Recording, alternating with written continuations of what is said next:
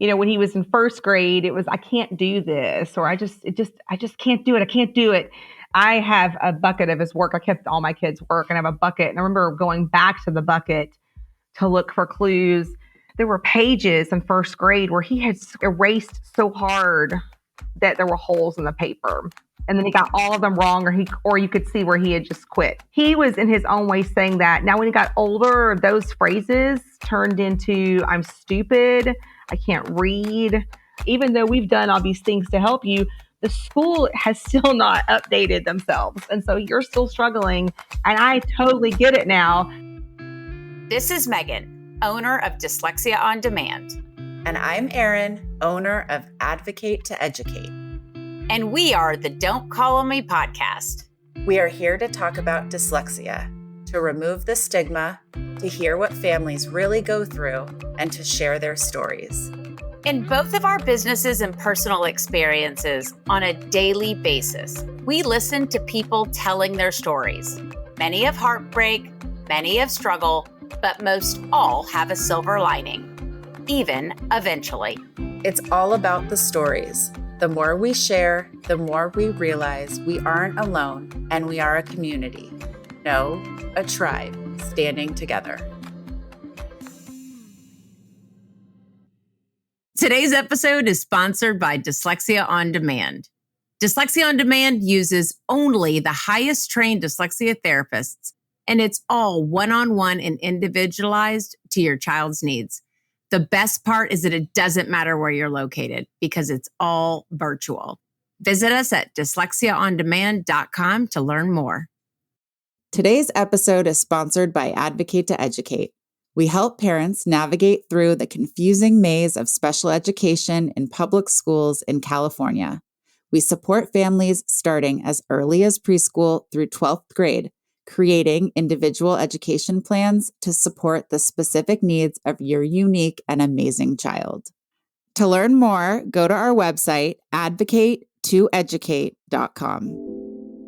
Welcome back, listeners, to the Don't Call on Me podcast. Today, we have a very special guest. Her name is Missy Purcell, and the way that we came about connecting with her is that she is on the famous Sold a Story podcast. And so we're so excited to have her. I know, Missy, in preparation for this, of course, I had listened to all of Sold a Story, but I went back and re-listened, and it definitely got me just as fired up in this listen as it did the first time. So we can't wait to hear your story. So why don't you go ahead and introduce yourself and tell us a little bit about you?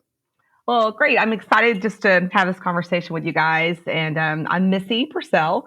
I am from Georgia, born and raised. Also was a school teacher here. I taught both elementary and middle school for several years before I had children. And then I even went back another time after having kids. But I ended up stepping away from the classroom as I began to really have to advocate more intentionally for my youngest child. But I do have 3 children, a wonderful husband, and 2 puppies who I really hope are going to behave during today's episode. We're definitely very interested in how you came about appearing in Sold a Story, but I know all of that was tied to your child with dyslexia. So tell us a little bit about your journey in terms of finding out that your son had dyslexia, the experiences around the school and interacting with the school. And then, of course, that's going to naturally parlay into your teacher history. Yeah, that's a great question. And it's when I think about it, I remember when I was reflecting on this of how many red flags there were but because of lack of information, we weren't fully aware. But it goes all the way back to preschool. He left preschool. I remember they give a little report when your kid leaves preschool, and it tells you all the skills your kid has mastered and then the skills your kid hasn't mastered. And Matthew was a lovable kid and well-liked. I joke that he is like a little politician. And just imagine like a little 2-foot tall 4-year-old with his hands like this, he's just telling you things and he's saying words kind of not correctly, but it's cute. So you just let it go and you're just like, that's so adorable. I read the report though. I'll never forget reading the report that said, of course we love Matthew and we're so proud of him. We just wish he had mastered more. And I got this report at the end of preschool. And I was like, what?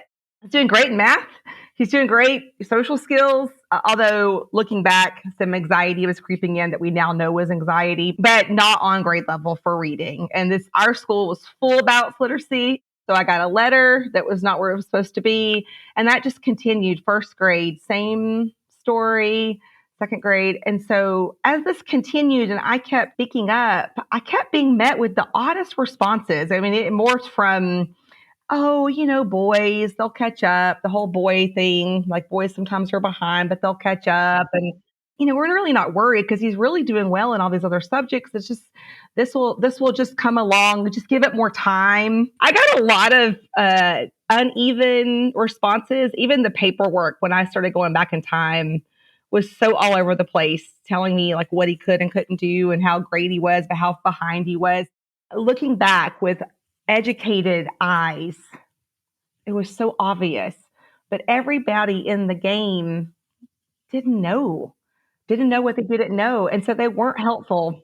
This came up in the last pod that we interviewed on Friday. And she was mentioning how she felt gaslit by the teachers. And the funny thing is what we say is, look, it's not technically gaslighting because they don't realize that they're doing it, but it is the exact same common experience as all parents out there. And it got a lot of comments actually when I put that onto TikTok because that is everyone's experience and they don't know what they don't know, but hearing we need to wait a little bit longer. He's a June birthday. All of these things that are obvious red flags when you know anything about dyslexia is one of the things, but just in general, that we need to start. It's hard because you love that teacher and you know that teacher has your child's best interest, but you oftentimes you have to follow that mama gut, that tummy feeling. What upsets me the most, and it was the same experience I had with my son, and there's a part of me that because my son is in first grade now, certain things that I'm saying are not too far away. And I want his educators to listen to this podcast. And I don't want them to hear me in a light that I'm ragging on them or not thinking that they're smart or whatnot. But, the reality is when I brought up my child being dyslexic, now I knew. I mean, there was no question, but I'm dyslexic. My father's dyslexic. He's a psychologist. It runs in our family. It's very obvious, right? To me anyways. And when I brought it up in TK, the response I got was, but he's in TK, like things are going to work itself out. And the teacher said, my kids also have dyslexia and they're in middle school and, one day I hope it clicks. And I'm thinking, if there's any teacher on this campus that should say, wait, you are identifying dyslexia? Hold on. Let's not bypass what you're saying. You're at the beginning. This is the opportunity to get in front of it, mama. This is perfect, right? But to be blown off and say, oh, well, he's doing good. He's doing so good in the classroom. Yeah, he's doing good because I'm paying for intervention. Duh. What is the most unsettling is how common, once you know what you know, once you got over that hump and you started researching all the things you probably did, you're like, wait, it's so common. How do these people not know? And that's the scary part. In my opinion, that's the part where, I'm a former teacher too. And even as a teacher, I didn't hear about this stuff. I didn't get educated in how to teach them how to read. So I was guilty of it too in the moment, right? So I want to make sure today, this is all about your child. And I want you to share your mother side of things. I want to really get into all the feels about what it felt like for you as a mom, because if not all moms are educators, but that doesn't exclude them clearly based on what you're saying from the not knowing what we don't know. You were an educator. You still didn't know what you needed to know. So it's kind of for all to hear that you can be an educator, you can be right in the thick of it and still not have the knowledge that you need. And that's why it's important to be humble. It's important to not, knock on other people for not knowing these things, because ultimately once you learn what you need to know, you're kind of like, okay, like, yeah, yeah, you're right. How did I not know that? Right. But we really want to get into, like, as a mom, not knowing what you didn't know, what did it feel like to see all the signs of your child, and when did it start to shift? You talked about, him being at grade level until first grade. And then I want to know, like, when did it shift? When did the ball drop? And what happened? First grade was the game changer year for me. That year he was placed in reading recovery. I was told, "Oh, you should be so excited! This is the most comprehensive reading intervention we have." This was after I emailed the school because I got an email from his reading recovery teacher around the halfway mark, which should be about week 10, letting me know that she was seeing that he was stalling in his progress, that she wasn't seeing as much, effort on his part, and that she wanted to see if I could give him a pep talk. And also, the end part of that letter was, and we're just going to keep plugging away. I have reflected and posted about this numerous times about how just the red flag of he's no longer giving effort. He's 6. The effort falls on the educator here, not the 6-year-old. He's shutting down. Why can't you see that? Maybe your instruction isn't working. So what are you going to change versus us changing him?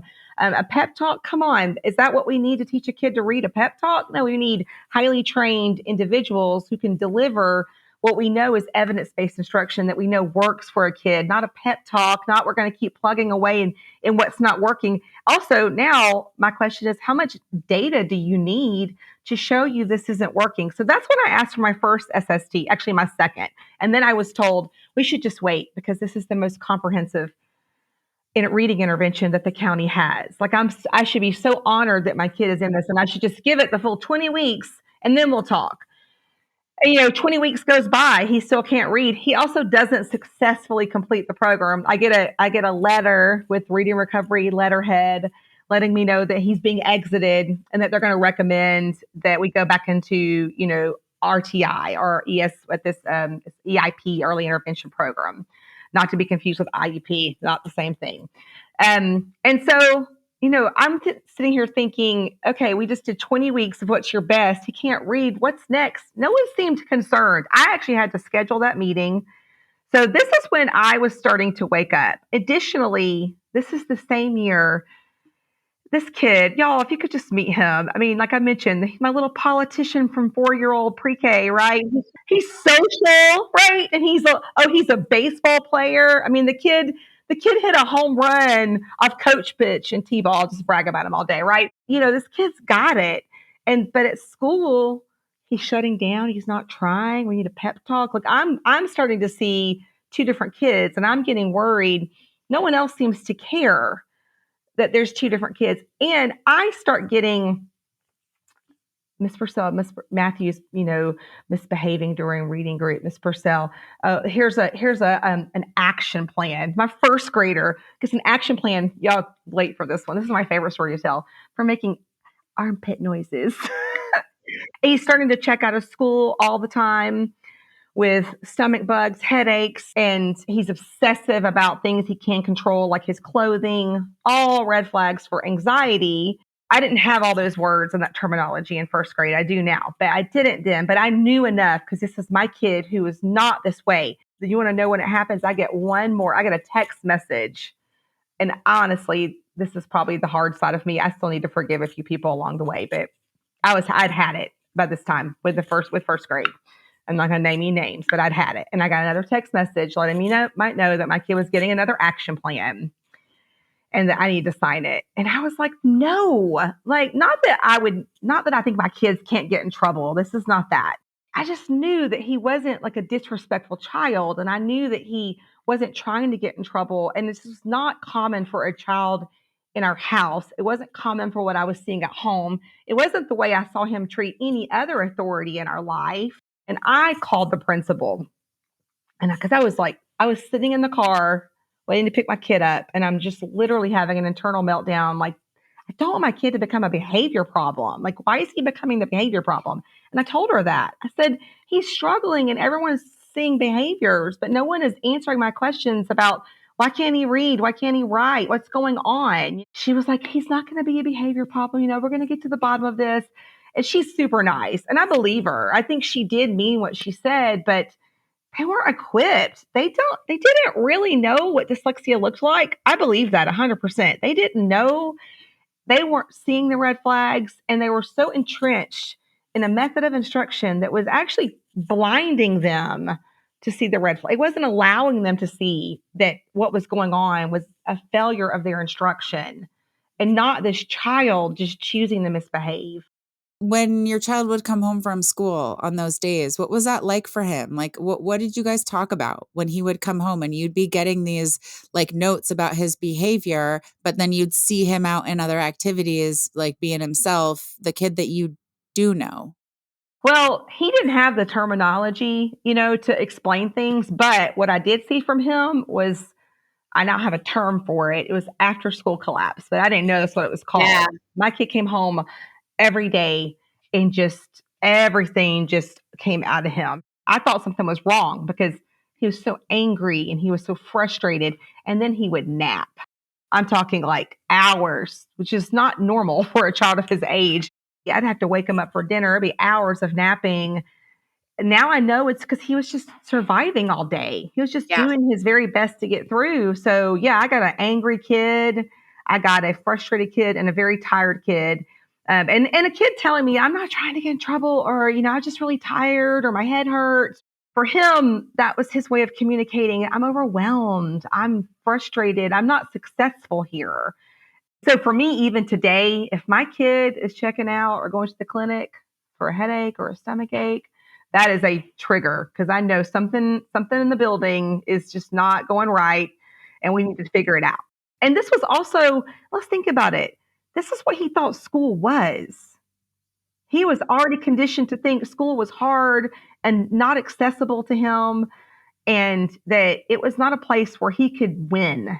He could win in baseball. He could win playing those games and those little groups we were in and our little family experiences, but he couldn't win at school ever. Looking at you, I see in your eyes, like when you got to that point of saying like the tipping point for you, that there was so much emotion and frustration in your eyes that it's like it brings back and relives something really deep. And I think that as all parents, we can identify with that piece of just desperation of trying to find the answer because it doesn't make any sense. This is not what a child of this age is supposed to be feeling about school. These are the fun, happy years. And I'm thinking about my own experience and wondering if you had any of these, if not, totally valid too. But I remember like when I was in second grade, just admitting my inner dialogue of like, I'm just dumb. Like I remember saying that because that was what I had to decide about myself. Like, did he ever vocalize maybe not having the vocabulary to say, of course, like, I'm not learning the way I need to be learning. Of course, not that. But in those moments, in those tantrums, in those meltdowns of sheer and exhaustion, did he ever say anything like that about himself? Oh, 100%. And it got worse. When he was in first grade, it was, I can't do this, or I just can't do it. I can't do it. I have a bucket of his work. I kept all my kids' work and I have a bucket. And I remember going back to the bucket to look for clues. There were pages in first grade where he had scribbled, erased so hard that there were holes in the paper. And then he got all of them wrong, or you could see where he had just quit. He just quit attempting. So he was in his own way saying that. Now, when he got older, those phrases turned into I'm stupid, I can't read. When I got really concerned was just throw me in the trash can. Why is a 9-year-old child, that was fourth grade, and that was me, that was 2020. I just jumped a few years. We can always come back, but I jumped up to 2020 because that was when I sat beside him during the pandemic, and I could see that was my aha year. I go from like my discovery year to I get it now. I see what's happening to you. Like, even though we've done all these things to help you, the school has still not updated themselves, and so you're still struggling And I totally get it now. So yeah, he would sit there and say the most horrible things, and he would, you know, close his computer. They tried to create y'all. I will. This is when I go from sad to angry. A goal on his IEP for not turning his camera off. Like, and I literally just said, so maybe we just need to figure out why he's turning his camera off. I have some inside information that might help you, but and I wasn't so nice probably when I said that, but those were my fighting years when I was like, I know what's happening and I'm angry and I'm done. That was my draw the line. I'm done. I'm no longer bringing brownies to the IEP meeting. And I am no longer your fellow coworker, and I don't care if I'm on the PTA again. Like I am, boom, done. It's a big PSA to all the parents. Like, wouldn't you rather, okay, if you're seeing the signs, your child is miserable, unless there is like hereditary bipolar on every side of the family and there's like mental health needs that even so, if you're a parent of a child that hates school and the school is telling you what Missy has described or worse, get curious. Like, wouldn't you rather look like a total dum-dum Yeah. and like make a big deal about it, get them assessed, all the things, and be wrong about the situation? I'd rather go and her say, you're over exaggerating, like they're fine. I'd rather do that and just kind of look like I'm anxious than have them have something really serious and not catch it sooner. Yeah. And that's the PSA for all the parents. Yes. The PSA is don't wait for your kid to fail. And the PSA Yeah. for schools is don't wait for kids to fail, because you and I know this. I'm preaching to the choir, but what happened to my kid is because they waited for him to just, actually, I think they would be, if it wasn't for me, they would still be waiting. I'm sure that's the case. I am 100% sure. Yeah. But we also could have caught it back in first grade, and we could have given like appropriate intervention and him not have had that same story in fourth grade. We could have given him a screener that was actually going to identify his true weaknesses versus the reading recovery survey, which told them nothing, which also didn't stop them from admitting him into that program, because they always say, well, it's not for kids that have dyslexia. Okay, well then why don't you have some way for like making sure you don't take children with dyslexia into the program? Let me just clarify. I think no kid should go into reading recovery, but especially children who have language-based learning disabilities. Right, of course. Because we know what they need. We're not guessing anymore.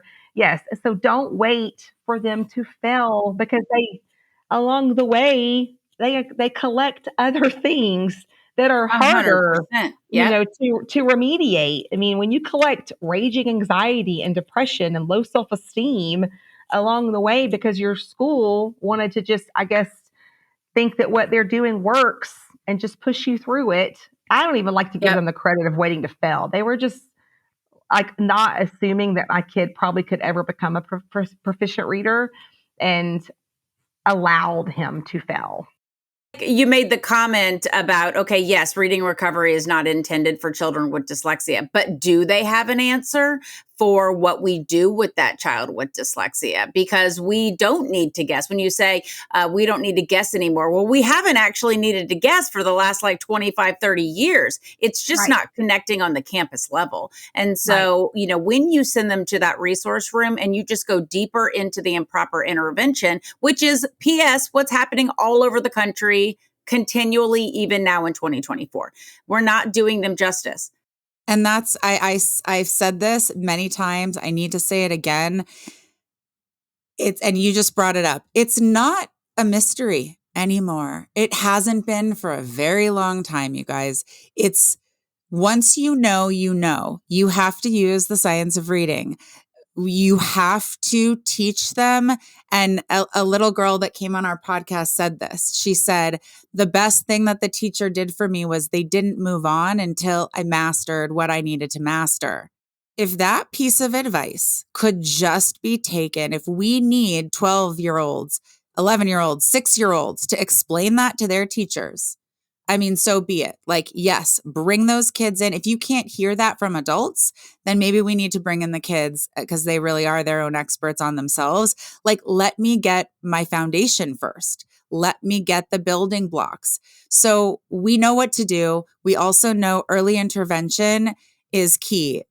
Throughout doing this podcast, I've wanted to coin the phrase early intervention for dyslexia. It's not just early intervention for autism. That got a lot of publicity and great, fantastic. I'm not saying anything bad about it, but that got to the masses because when you think of autism, you think early intervention. I mean, put it that way. At least it got to the college level. Most people know that. But why is it for reading that is like, no, just wait a little bit. Like no, just let them mature. What? No.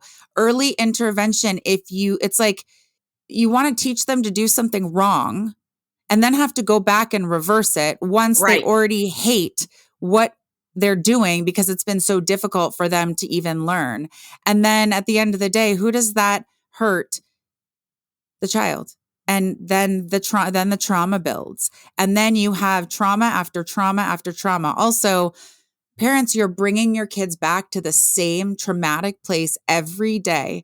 And if they are coming home miserable, you cannot, please stop taking them there until you figure out what's going on, because behind the scenes, there is so much more. And as the three of us being educators, we know the teasing occurs. We know the giggling occurs, even with the best of intentions, because kids are raw and kids don't, they don't know any better. But at the same time, it is your job to protect them. Don't think the school is going to do it. They're not going to do it. And if they do, let us know what school it is and we'll give them a shout out, because it's so rare that happens. Okay, back to your son. So you jumped to COVID, and this was a big eye opener for a lot of parents. I know my advocacy world exploded when parents started sitting next to their kids because they were like, wait, what? The way in which instruction is delivered over a computer just opens the eyes for us watching our kids not be able to type chat to connect with their teachers. All of a sudden, everything's in writing. They're not orally telling the kids what to do anymore. They're like, okay, read the daily activity, type in the chat. All of a sudden, these little kindergarten, first graders, second graders, third graders need to have literacy skills in order to just be part of. So what were some of those things that, I mean, you said some of them, but what were some of the things that you noticed? Well, obviously he was shutting down the computer, which Literally. that's a big sign. Yeah. Yeah. And I was seeing a lot of that with my clients as well. And so was there like a moment where you just said, we're done with this? Like, what happened? That year, that could be like an entire book. I feel like, like how we survived. But gosh, it was for me the first month. All of us were working from home. So I'm sitting off to the side on my computer, trying to take care of things. And I'm just listening. I'm there to support, give him what he needs. If he can't find something, I was trying to eliminate all the barriers so he could learn. And what I will never forget, this is when I was like, oh, this is what is happening. I was watching his resource teacher. He's got goals for specific decoding skills and encoding skills. And I'm sitting there and I'm like, wait a minute. She's literally doing like the first 20 days of guided reading from Fontes and Pinnell. And I was like, she's his resource teacher. And then I was like, okay, well, maybe she's trying to set classroom expectations, blah, blah, blah, blah.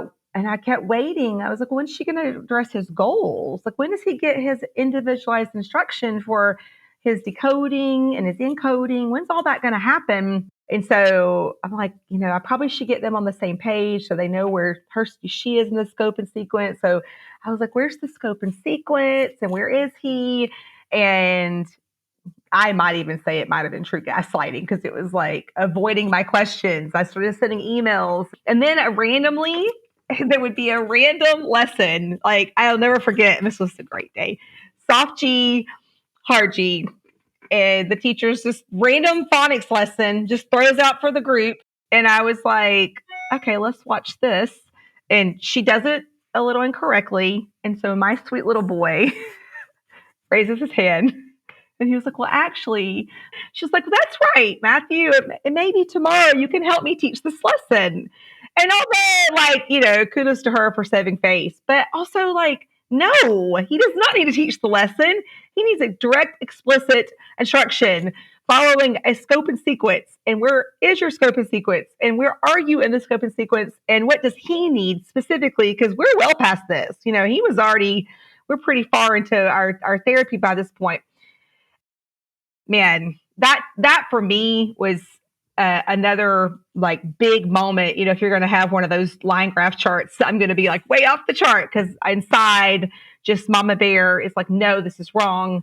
And I started advocating really hard. And I called an IEP meeting. That was the beginning of the end for public school for us, because I didn't know it when I started that journey in fourth grade, but I spent an entire year advocating for my son's access to his individualized instruction to meet his specific needs for his dyslexia, and also all the accommodations that come alongside that to support him as he's getting his intervention. And I learned how to file state complaints that year. Eventually, I learned how to exercise my parental rights to the fullest extent to advocate for my child. I also learned how to get involved. I learned how to use Twitter during that year. That's when I started, like, I was frustrated and I felt a little alone. And so I go on Twitter and I start just posting like random snippets of our experience and our journey. And as I'm learning more, and people started liking it and sharing it. And I was like, oh, I'm not alone. I had already had this one epiphany when I joined the Science of Reading, what I didn't know in college page. I was like, oh, there's a whole bunch of other former teachers or current teachers. They're like me. We all are in the dark. Someone's just, withheld this from us. So I'm over there doing that. And then I'm over here on Twitter, more like mom advocacy, like sharing this dark side of what it's like for kids in the classroom that I don't think any of us really realized. I know the pandemic was hard for so many people, and it was for us too, but for me, it actually saved my kid's life because I was actually able to see why he was so angry, the after school collapse, what that was all about, because I was seeing it in real time. And then also just the struggle of, like, I have knowledge that's relevant. I'm a mom, I'm a former teacher. I understand this world. I have relevant knowledge, and no one is listening to me. I go in these meetings and they go silent. This is good for parents out there. When no one in the room will answer your question, it means you're right and they don't know how to answer you. Yeah, either they have no idea or they know that they cannot say anything. Or when you ask a teacher a question and then the admin starts talking instead, and you're like, no, but I'd really like to get the insight from the teacher. And then the admin was like, well, but whatever, because it's so unhelpful. And then we're doing a dance. Then it's not about the kid anymore. It's about who's right and who's wrong. And you probably don't have the decision makers. I mean, another thing for parents is recognize that at the IEP, even if there is a director there or a coordinator or a district representative, they have a boss. There's times where the head person comes to an IEP meeting. That being said, it's very rare. So I think it's important to know who you need to ask for what. If you're in a state where you can record every single meeting so that you can go back and re-listen and say, am I being Tiger Mom? Or am I being reasonable? Or wow, they jumped down my throat for no reason. And I just asked a simple question. It's very important to be able to go back and look at what happened, because a lot of parents like black out in IEP meetings, and I don't blame them, especially when they're alone and have no support. And these aren't things where you need to necessarily it's helpful to have somebody in the meeting that's educated, but sometimes you have to do recon after the fact. And that's why you need to not be embarrassed to record a meeting. Schools are the ultimate barrier. And we're not waging war on schools, but like it's the whole system that you mentioned. But for me, I know for sure I carry around my own bag of rocks of just advocating for him. I had my first panic attack while I was going through that year of I call it the year of IEPs. I think I had it wasn't actually 16 meetings that we had to meet sometimes 4 or 5 times for one meeting to get finished. We met, I think, a total of 18 times, if I'm not mistaken, in one school year. It's really ridiculous. And it did just trigger this immediate, I'm like waterfall crying, thinking, I got to get myself together. I got to go on a podcast. I look like I'm, like falling apart.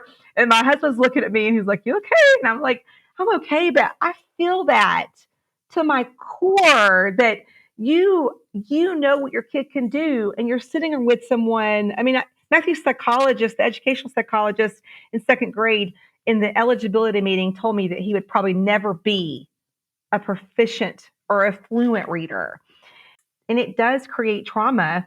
I had talked to parents all the time like me, and we all have these lingering effects of fighting for our kids, right? Yeah. And it shouldn't be that way. And my child has the same, amount like that we work through daily. We have to remind him that he can be brave and bold, and he's a champion. He's not a victim. We were all refused to be victims, even though the system wanted that to be the story. We're not. Okay, I want to pull us back to intervention for your son. So what ended up happening with intervention? So fourth grade, like I said, I call it the year of the IEP. May of that school year, so 2021, I had my last IEP meeting. And that's because following that IEP meeting, I was in just constant communication with the district, the people that can make decisions, because I know who they are. You learn that if you fight long enough, you start to know all the players in the chess game. And I got an email response back to my request for something very simple. I just wanted a simple, and she copied a random person on the email and then apologized almost within 5 or 10 minutes. But I looked the person's name up because the email was rather odd, and it turns out it was a partner at the school law firm, the one that defends the district. I didn't retain counsel, and so I was like, they have a lawyer. Like this whole new level of like paranoia, anxiety. They have a lawyer. Why are they talking to a lawyer? This lawyer has seen all my kids' private information. Like, what's going on? Like, and I'm just wheels are just spinning. Well, I did send a nice email back. And it just said it would appear that this is your lawyer and you have shared my child's private information without my written consent. And then I did finally get I got a lawyer. And, here's the deal. That was never my intention when I began to really advocate. I really thought the school was just going to do the right thing. And at the crux of my original argument with the school was that he had gotten Wilson the year before in a pilot setting, and they removed it because he did so well. Even though he didn't complete the program and still had, unmastered skills in both decoding and encoding. I just really simply wanted him to be in the right program, and I wanted his accommodations. That's literally how simple this request was. And it just got more and more difficult to get that message across. And it was so frustrating. And so I exercised my full parental rights, and there was a settlement. And a fun little part of special education world is when you settle, you often sign an NDA. So I can't tell you what's inside of my settlement, but what I can tell you is that my child went to SAGE, which is a school for kids with dyslexia here in Georgia. It's designed from the bottom up. Everyone in the building is a fully certified with years of experience in Orton Gillingham, just straight up OG, nothing fancy, no bells and whistles here. We don't need any fancy curriculum. This just straight up trained amazing teachers who know how to teach kids to read. Everybody, including all the connections and specials teachers, are fully aware of your child's profile and are fully capable of training. They get their intervention in a very small setting, sometimes one-on-one or one-on-two, depending on where your kid is. Their whole day is built around ensuring their success and closing gaps and getting them up to speed. And guess what, guys? My kid responded, I mean, like almost immediately. Y'all, this kid, it was just like, he's just blowing through that scope and sequence. And also, funny story, a little thing that a lot of parents don't know about in this world is in the middle of this struggle with the school, that fourth grade IEP year, we got something called an IEE, which is Independent Educational Evaluation, which is also a right of yours if you don't know. And we discovered that Matthew, in addition to having dyslexia, had dysgraphia as well as a developmental language disability. And so he needed speech language services, which we had been denied numerous times in the public setting. But because of the IEE, we were able to know that there was a school that specialized in both dyslexia and it had on-site speech therapists, which honestly, I mean, this is, unsolicited advice, but like, I think those two should always go together just because it was amazing. When we got language therapy with our OG, he just responded. I mean, it was just like light bulbs were going off because we were paying for private therapy and we weren't getting the success that we needed for him. And it was all these two worlds kind of colliding all at the same time. The therapy, and he was there for 2 years, and we call it heaven. He every day wishes he could go back. Not that his school now is bad or not great, but because it was a place where everyone in the building was trained to understand his profile and to give him the support he needed. And that is a dream for a kid. After having 5 years in a place where no one knew how to meet your needs, even when they were trying, they weren't successful. You had someone meeting every single one of your needs every single day. And it built a strong, resilient kid. It just kind of repaired a lot of the broken pieces. It reminded him that he was capable. And we just had some of the top-notch best teachers there. I mean, I'll give a shout out to Mrs. Backus if she's ever listening. She is sent straight from heaven. She used to be a lawyer and went back to school to become a teacher because her own child had been failed. And she gave up her law career to go teach in a school for kids with dyslexia. And her kid's like my kid. And so I just don't think it was an accident that we ended up in her classroom in that school. And so I just wish we'd had it earlier because that would have made a lot of other things. But like you mentioned before, we learned so much on this journey, and he's doing so well now. We do have residual, anxiety is still there. We always say, get your kids in therapy, have them work on the trauma because it's going to follow you into adulthood. Number one. Number two, you need to learn to have a voice. And the advice that I want to give him right away is become your own advocate and know how to talk to your teachers, because when you can explain to your teacher what you need rather than needing mom and dad to explain it, it is a whole different level of understanding. And also I feel that teachers are much more amenable when the student says to them, I need X, Y, and Z. All the time as an advocate, I'm supporting parents that are telling the teachers what to do. But every now and then when I hear a teacher say, yeah, we spoke and he told me this, I'm like, great. Thank you. Thank you for actually talking to them and asking them what they want. But having him be able to say, hey, it's going to take me longer. I might need extensions or whatever his residual things are. Build that muscle to be able to do that yourself, because it'll be a huge gift later in life. And that's another reason why I say the kids that have to go through this, when we ask them, would you, if you had a magic wand, would you still want to have dyslexia? Right. And I think one little girl said no, because she's not old enough yet to see the silver lining. And that makes sense. That was real for her in the moment.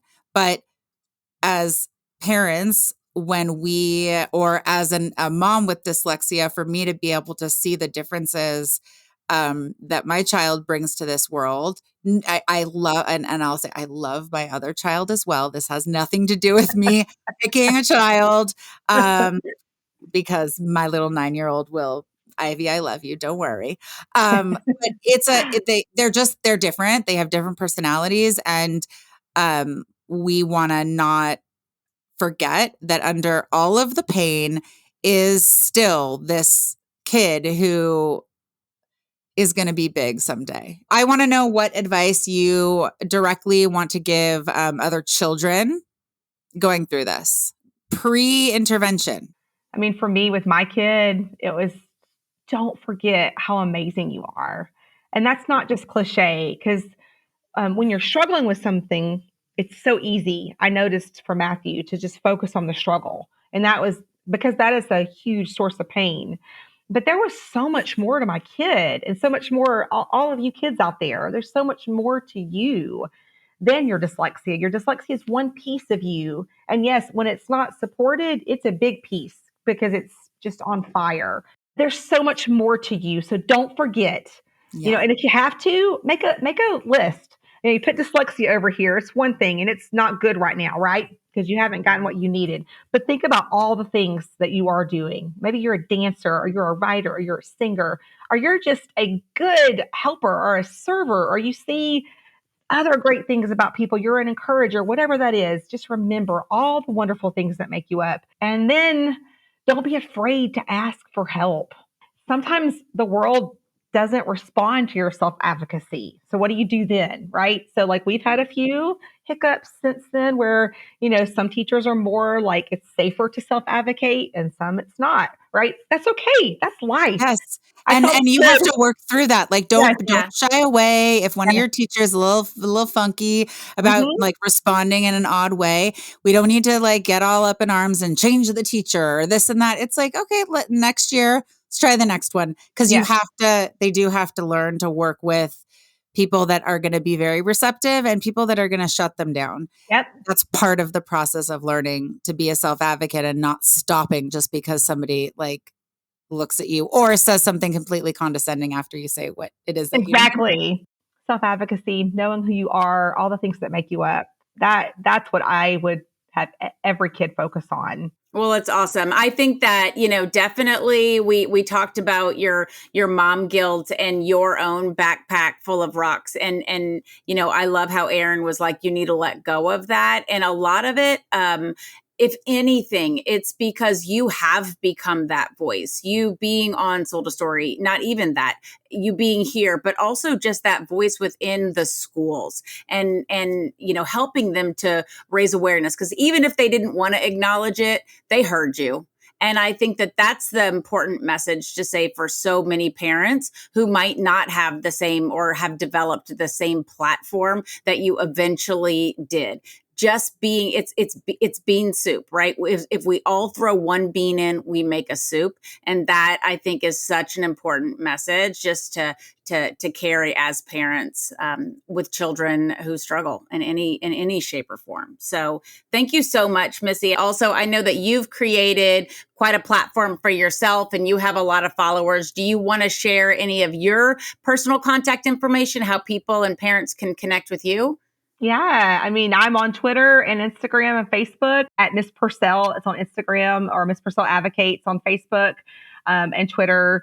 I'm constantly just sharing things I've learned, sharing ways that you can advocate both locally and even at your state level. I'm very involved in Dakota and Dyslexia Georgia, which I'm serve as the education chair. So we have really fought hard with a group, not me, but just a giant group of mamas who advocate for changes so that our future kids, the next generation of kids with dyslexia coming through, can have a much smoother path. And our goal is that you get intervention early and you don't have to pick up a bunch of extra of those rocks along the way, right? Just lightening their loads. Also, I think it lightens our loads too, because we do all carry that around as well. So yeah, follow me, share. I love to find more people who are in our little village, or maybe not little, but our big village. And we learn from each other. I say this, I know it sounds cheesy, but we really are better together. So many people have little pieces of this puzzle, and when we all come together, we're just stronger. We can advocate better. We can help more, quicker, sooner, all those things, which is the goal. So yeah.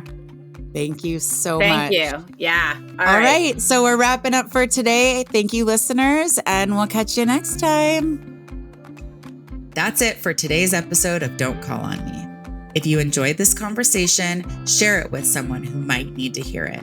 We'll be back soon with more real stories and shared strength of living with dyslexia.